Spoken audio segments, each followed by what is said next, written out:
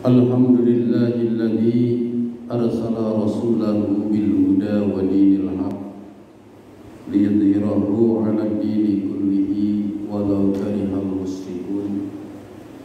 Asyhadu an la ilaha illallah wahdahu la syarika lah wa asyhadu anna Muhammadan 'abduhu wa rasuluh alladzi la nabiyya wa la rasula ba'dahu. Allahumma salli ala Muhammad wa ala alihi wa ashabihi amma ba'du. Ikhwatul kiram, kaum muslimin muslimat rahimakumullah. Kita buka hadis nomor ke-123. Kalau di sini, kalau di situ mungkin 124. Saya akan bacakan dulu hadisnya, pendek sekalipun dari hadis yang cukup panjang. An Abi Sa'idin al-Khudri radhiyallahu anhu qala qala Rasulullah sallallahu alaihi wasallam alaysa idza hadatil mar'atu lam tusalli wa lam tasum. Muttafaqun alaihi fi hadisin tawilin. Dari Abi Sa'id al-Khudri radhiyallahu an, ia berkata, bersabda Rasulullah sallallahu alaihi wasallam, bukankah apabila perempuan yang haid itu tidak sholat dan tidak berpuasa? Muttafaqun alaih, dalam hadis yang panjang. Bertalian dengan hadis ini adalah hadis yang cukup panjang ketika dalam sholat Idul Adha atau Idul Fitri. Jadi ketika Rasulullah Shallallahu Alaihi Wasallam dalam sholat Id itu di lapangan, lalu Rasulullah Shallallahu Alaihi Wasallam pamarro ala nisa'i, melewati kepada wanita. Jadi ada yang beda ya, ketika khutbah menghadapi laki-laki dengan khutbah ketika menghadapi para wanita, karena tidak pakai pengeras suara ya, Rasulullah itu agak jauh dengan wanita itu, sehingga ketika sudah menyampaikan ke jemaah laki-laki, Rasulullah menunggang kendaraannya, dikawal oleh Bilal, lalu menghadap ke wanita. Nah, setelah menghadap ke jemaah wanita, Rasulullah mengatakan, ya ma'syaron nisa tasaddaqonna, wahai para wanita, kalian harus banyak bersedekah. Fa ini uritukunna aksara ahlin nar, karena aku melihat, kata Rasulullah, kebanyakan ahli neraka itu para wanita. Ini hadis yang panjang sebelum kepada tadi intinya. Fakulna, maka kami kaum wanita bertanya. Jadi ketika khutbah, Rasulullah sedang khutbah, boleh bertanya ketika ada yang ingin ditanyakan. Seperti yang pernah kami sampaikan, dalam Jumat saja ya, Rasulullah Shallallahu Alaihi Wasallam pernah bertanya kepada orang yang langsung duduk gitu ya, Atusolli, kamu sudah sholat? Belum ya Rasulullah. Sholat dulu, bangun 2 rakaat, sholat dulu, yang disebut sholat tahiyatul masjid. Nah, sekalipun sudah duduk berarti boleh untuk sholat tahiyatul masjid apabila si imam menyuruh. Nah, itu menjawab, jamaahnya juga menjawab. Begitu juga si imam menjawab. Yang tidak boleh itu kan ngobrol sama teman-teman di situ gitu, sama jamaah yang lain. Bagaimana kalau nanti habis Jumatan umpamanya ke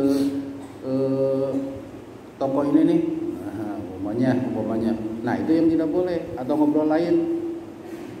Kalau bertanya itu bukan ngobrol dengan teman di pinggirnya, Nah begitu juga wanita. Fabima ya Rasulullah, kenapa kami kaum wanita banyak yang masuk neraka?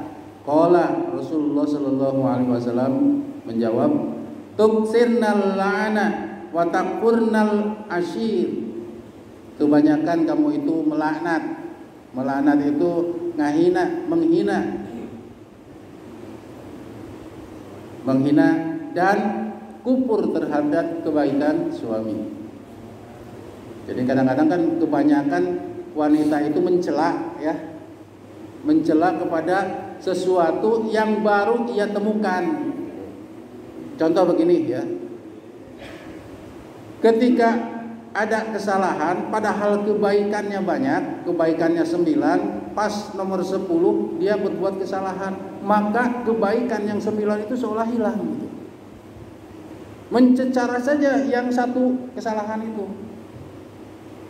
Suami telat datang, kesalahannya telat, biasanya jam segini, langsung dicecar. Nah ini tuksirnal la'an, mencela dan lupa kepada yang kebaikannya. Begitu juga watakfurnal ashir, dan kufur terhadap kebaikan suami. Kufur terhadap kebaikan suami itu bagaimana? Menikah sudah 10 tahun atau 20 tahun atau 50 tahun, ada kesalahan satu, umpamanya kesalahan mendengar bahwa dia mau menikah lagi, baru mendengar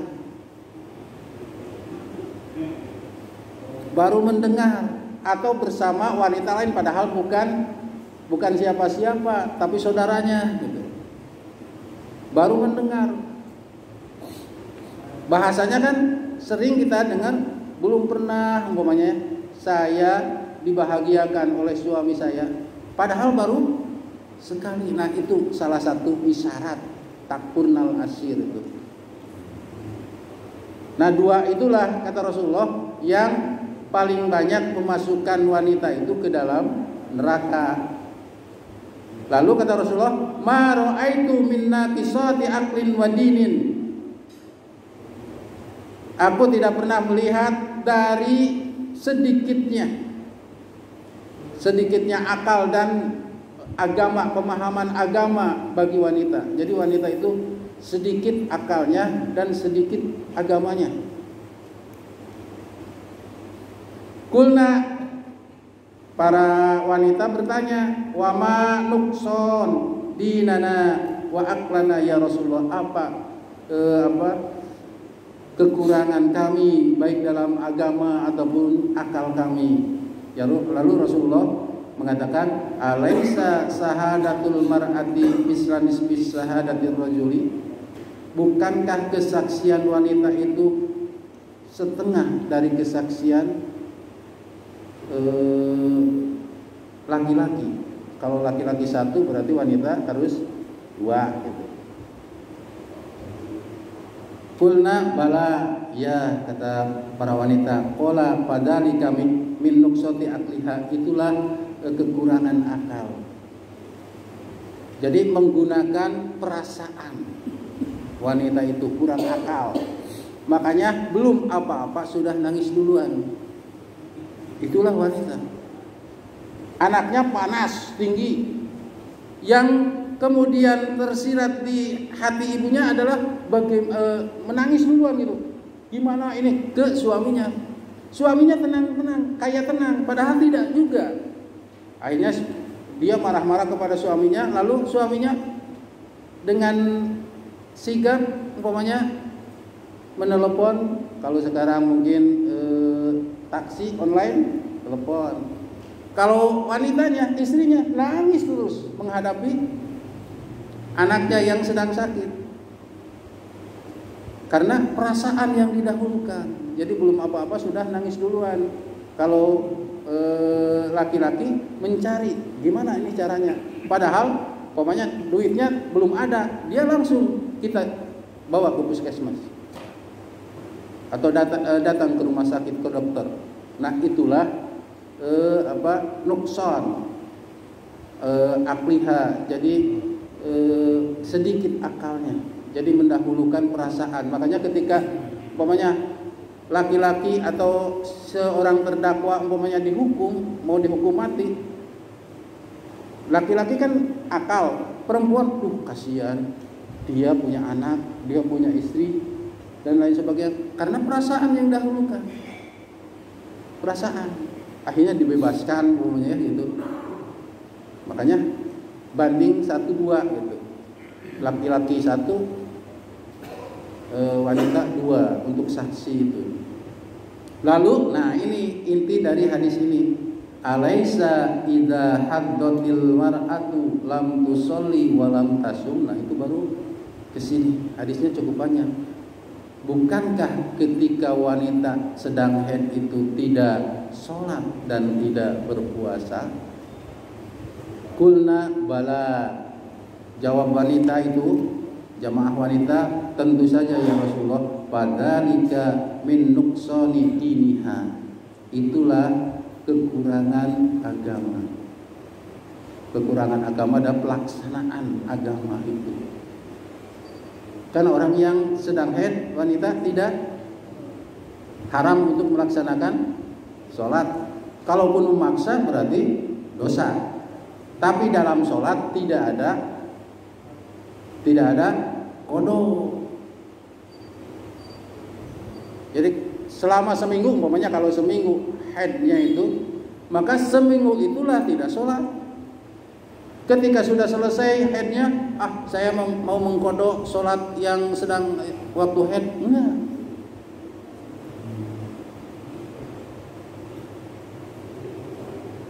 Karena dalam hadis yang lain, kunna nu'maru bi qada'is syiyam, bi qada'is shaum, wala nu'mar bi qada'is shalah. Kami diperintah, wanita-wanita kami diperintah untuk mengqadha puasa, tapi kami tidak diperintah untuk mengqadha sholat ketika sedang haid. Jadi wanita yang haid ketika sedang berpuasa, puasa wajib tentunya, maka wajib di bulan yang lain untuk menggantinya yang disebut dengan qadha. Kalau kemarin bulan Ramadan kemarin 1 minggu atau 5 hari tidak melaksanakan puasa karena kedatangan atau datang haid, maka di bulan yang lain melaksanakan puasa itu sebagai qadha, pengganti yang kita tinggalkan karena syariat itu. Kalau tetap memaksa kita melaksanakan ibadah saum di bulan Ramadan bagi wanita yang haid, bukan mendapat pahala, justru berdosa. Tapi kalau sholat, baik itu di bulan Ramadan, karena kalau umpamanya siamnya batal dalam pengertian datang haid, maka sholat pun ditinggalkan. Tapi dalam sholat tidak ada qadha di bulan yang lain atau di waktu yang lain. Jadi nanti Syawal di qadha semuanya sholat berapa rakaat dirapelkan, tidak dalam sholat. Tapi kalau siam betul. Hanya saja pengertian qadha juga ada dalam sholat. Seperti begini, mereka menggunakan kalimat qadha. Ketika kita tidur, sedang tidur, datang waktu maghrib, kita masih sedang tidur, tidak ada yang membangunkan, saking capeknya. Masuk ke isya, masih tidur, bangun-bangun jam 10. Ada qadha sholat maghrib? Ada enggak qadha sholat maghrib? Mestikah kita sholat maghrib? Mesti. Baik wanita ataupun laki-laki ketika bangun, wah ini sudah isya, udah habis nih waktu maghrib, udah deh. Karena apa? ketiduran, tidak ada yang membangunkan. Nah, kalau begitu, ketika kita bangun, kita sholat. Tentu wudu dulu ya. Nah, hal seperti itu ada yang menyebutkan itulah qada dalam sholat. Ketika kita bangun, ada yang menyebutkan itu juga qada.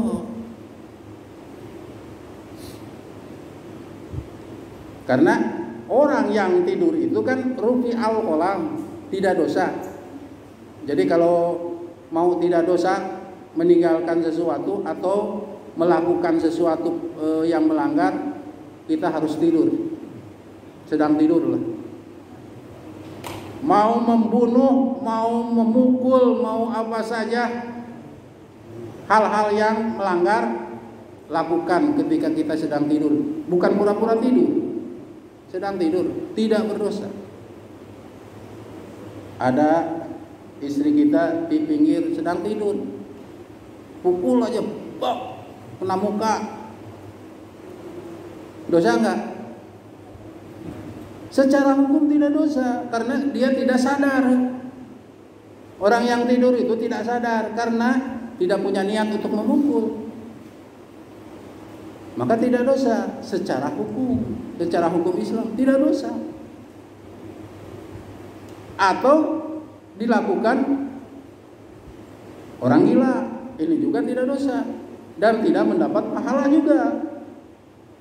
Yang dilakukan tanpa sadar, tidak mendapat pahala, tidak juga mendapat dosa. Orang yang tidur ngasih duit umpamanya, sadar nggak dia ngasih duit? Enggak, tidak punya niat ngasih duit sebetulnya. Sekalipun yang dikasih langsung pulang gitu, atau berangkat, ketika dia tidur, ujung-ujung ngeluarin dompet, dikasih dompetnya. Yang dikasih kabur umpamanya. Yang dosa yang mana? Yang bawa kabur gitu ya. Yang dapat pahala? Enggak dapat pahala. Enggak ada punya niat ngasih. Oleh karena itu saya sering menjelaskan, yang disebut ibadah itu ada niat. Niat itu sadar, tapi tidak semua niat itu baik. Niat itu kan di hati. Orang yang melakukan ibadah atau orang yang melakukan pelanggaran di alam sadar, ketika kita bukan sedang tidur atau gila, itu punya niat pasti. Hanya niatnya beda-beda. Orang yang bersedekah pasti punya niat. Apakah niatnya lurus semuanya? Tidak juga. Mungkin banyak yang lurus, mungkin ada di antaranya yang tidak lurus. Ingin umpamanya terkenal dan lain sebagainya. Nah, itu bertalian dengan alaisa idza haddot lam tusolli wa lam tasum. Hanya bagi sholat tidak ada qada di bulan yang lain atau di hari-hari yang lain, kecuali kalau tidur, maka ketika bangun, ketika sadar, bangun itu kan sadar, baru kita sholat. Tapi kalau sedang haid tidak ada qada sholat. Tapi saum atau puasa ada qada. Nah, hadis ini sebetulnya seperti yang diungkapkan dalam Sahih Bukhari, itu menerangkan ada di bab umpamanya bab Id, bab sholat Id, karena Rasulullah ketika itu khutbah. Ada juga di bab haid, karena ada menyangkut masalah alaisa idza hadat lam tusolli wa lam tasum. Mungkin ada di bab puasa. Makanya dalam kitab Bukhari satu hadis terkadang disimpan di berbagai bab. Jadi ada fikihnya sebetulnya, pemahaman Imam Bukhari-nya, kenapa menempatkan ini di bab ini, juga di bab ini, juga di bab ini. Berarti ada pemahaman Imam Bukhari bahwa ini bisa termasuk ke dalam bab adzan, bisa termasuk ke dalam bab umpamanya haid bisa termasuk ke dalam bab sholat id karena menyangkut berbagai ketentuan. Jadi sebetulnya kalau mau tahu fikih pemahaman Imam Al-Bukhari, salah satunya lihat di bab di Sahih Bukhari, bagaimana satu hadis beliau menempatkan di berbagai bab. Oh iya, berarti ada pemahaman Imam Bukhari bahwa ini adalah menyangkut masalah ini. Begitu juga dalam Bulughul Maram. Ada sisi fikihnya bagi penyusun sebetulnya. Pemahaman bagi penyusun. Sekalipun Imam Bukhari menurut salah satu beberapa kitab bahwa beliau ada yang menyebut beliau itu madhab Syafi'i. Sekalipun bermadhab seperti halnya Imam An-Nawawi, sebetulnya beliau itu punya fikih tersendiri. Makanya di dalam satu madhab terkadang ada dua pendapat, ada dua bukan aliran ya, pendapat lah, perbedaan. Contoh umpamanya mengadzani bayi yang baru lahir bagi madhab Maliki, ada yang menyebut makruh, tidak disukai, ada yang menyebut mubah, biasa-biasa, mubah itu boleh saja. Itu dalam satu madhab. Jadi yang diambil itu hanya bagian headnya. Alaisa idza hatatil mar'atu lam tusalli wa lam tasum. Bukankah wanita yang haid itu tidak sholat dan tidak juga melaksanakan puasa? Ini berarti ada kalimat hadat wanita yang haid, muttafaqun alaih di hadis tawil, dalam hadis yang panjang yang tadi saya jelaskan. Dan ini dilakukan oleh Rasulullah ketika beliau menyampaikan dalam Idul Adha atau Idul Fitri kepada para jemaah wanita. Kemudian hadis yang keduanya 125 kalau di situ, kalau di sini 124.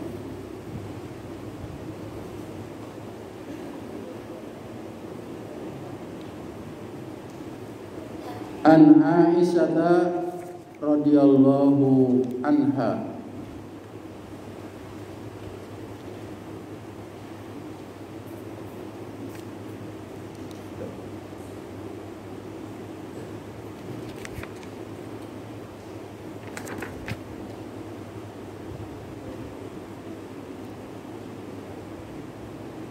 di situ langsung artinya ya, langsung Aisyahnya tidak disebutkan. An Aisyah radhiyallahu taala anha qalat lamma ji'tas sarin hittu wa qala an-nabiy sallallahu alaihi wasallam if'ali ma yaf'alul hajj ghaira alla tatufi fil bait hatta tadkhuri, muttafaqun alaih fi hadisin tawilin. Dari Aisyah radhiyallahu anha, ia berkata, ketika aku datang ke Sarib, nama tempat, itu ternyata aku haid. Tadinya kan ketika mau ibadah haji, Aisyah itu tidak sedang mengalami haid. Pas datang ke Mekah, itu aku haid. Faqala Nabi, bahkan Aisyah sampai menangis ya, karena tidak melakukan apa-apa, disangkanya tidak jadi hajinya atau tidak sah hajinya. Dalam hadis yang lain, faqala Nabi sallallahu alaihi wasallam, lakukan apa yang dilakukan oleh orang-orang yang ibadah haji, kecuali selain untuk tawaf di Baitullah dan sehingga dia bersih, sehingga kamu bersih, kata Rasulullah kepada istrinya. Muttafaqun alaih fi hadisin tawilin, pada hadis yang panjang juga. Jadi dalam hadis Aisyah yang cukup panjang, ini juga dalam riwayat Bukhari Muslim dalam sahihnya, ketika Aisyah berkata, "Kharajna ma'a Rasulullah sallallahu alaihi wasallam tadhkuri ilal hajj hatta ji'na as-sarih fatumikna." Fadakhala alayya Rasulullah sallallahu alaihi wasallam wa ana abka'u. Aisyah sampai menangis. Faqala ma yabki, apa yang kau tangisi wahai Aisyah? Faqalat wallah lawadattu anni lam akun kharajtul 'am. Qala ma lam la'allaki nabisti qulna na'am. Qala hadza sayun katabahu Allahu ala banati Adam. Jadi aku kena seperti yang kena pada wanita atau pada Bani Adam, kalangan wanita. Maksudnya itu sudah lumrah kedatangan haid, padahal aku tadinya gembira, sekarang aku nangis karena kedatangan itu. Jadi Aisyah memahami bahwa ada sesuatu yang tidak bisa dilaksanakan oleh wanita yang haid. Disangkanya segala amal ibadah itu tidak bisa dilaksanakan oleh yang haid ketika ibadah haji. Makanya beliau menangis. Lalu dikatakan, nah itu, lakukan apa yang dilakukan oleh orang-orang yang ibadah haji, kecuali, maksudnya begitu, kecuali tawaf di Baitullah.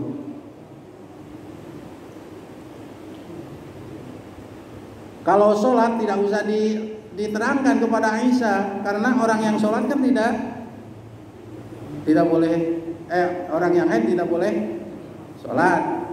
Nah, yang belum dimengerti oleh Aisyah adalah tawafnya. Berarti tawaf itu pertama, orang yang tawaf itu mesti suci,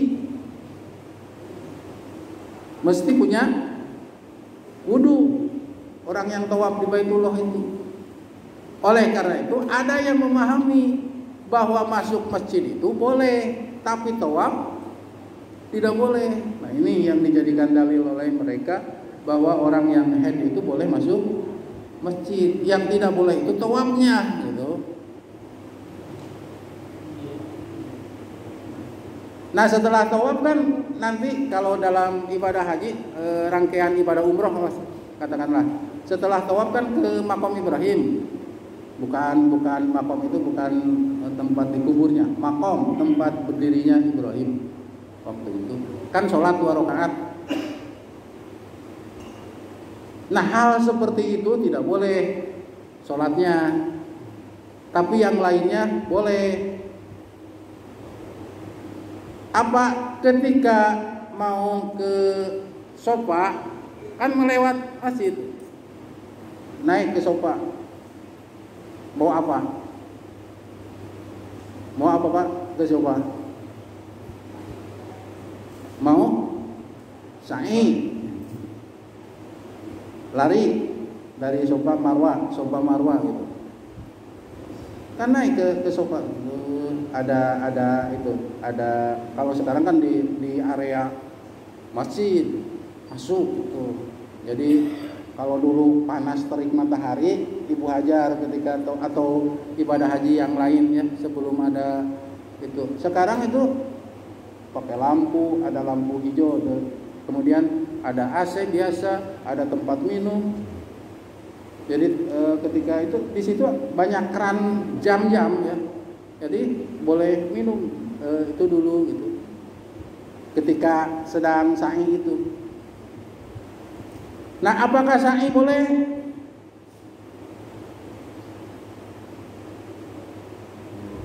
Boleh sa'i.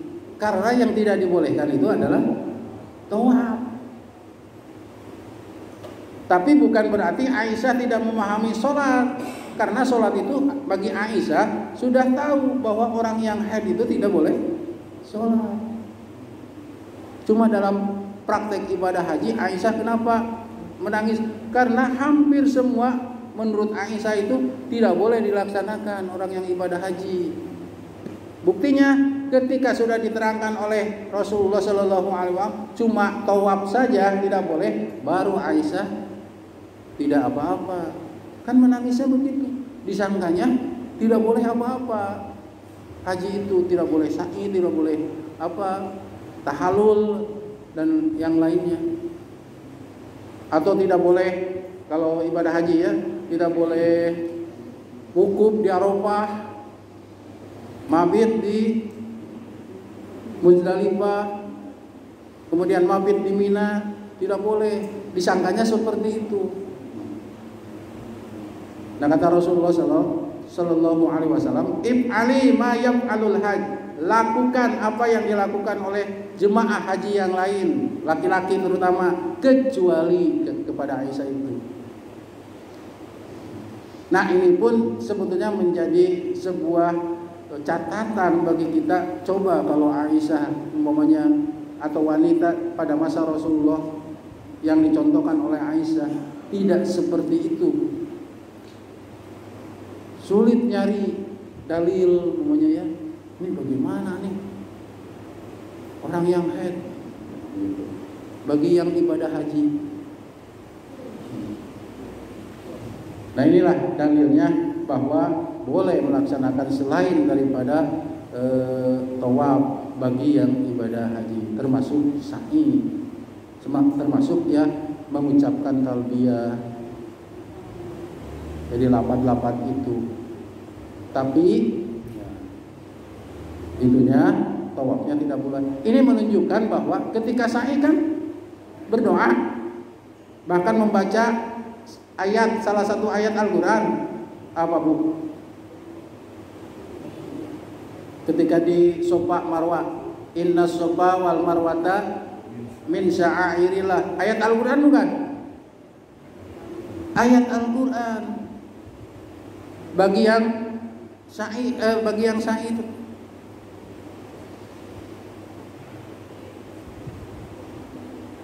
Berarti boleh bagi yang haid itu. Nah ini juga menunjukkan seperti itu, bahwa tidak membatal, tidak dilarang membaca itu, termasuk ayat Al-Quran itu sambil berdoa. Apakah yang haid boleh berdoa? Boleh. Ketika sa'i kan tidak dilarang kepada Aisyah, berarti beliau mengangkat tangan, membaca salah satu ayat Inna Sofa wal Marwata min sya'airillah, kemudian berdoa sesuai kehendak kita, lalu pergi lari kecil lagi ke Sofa Marwah. Begitu juga dilaksanakan sambil menghadap kiblat dan mengangkat tangan. Nah ini menunjukkan dari sisi fikihnya juga ada pemahaman, bahwa pemahaman dari hadis ini, oh iya, kenapa Rasulullah melarang hanya tawaf saja, berarti yang lainnya termasuk ketika sa'i membaca salah satu ayat dalam Quran surat Al-Baqarah, Innas Sofa wal Marwata min sya'airillah, boleh dilakukan berhubungan dengan yang ini. Ikhwatu iman rahimakumullah, karena waktu. Rabbana atina fid dunya hasanah wa fil akhirati hasanah wa qina adzabannar. Wassalamualaikum warahmatullahi wabarakatuh.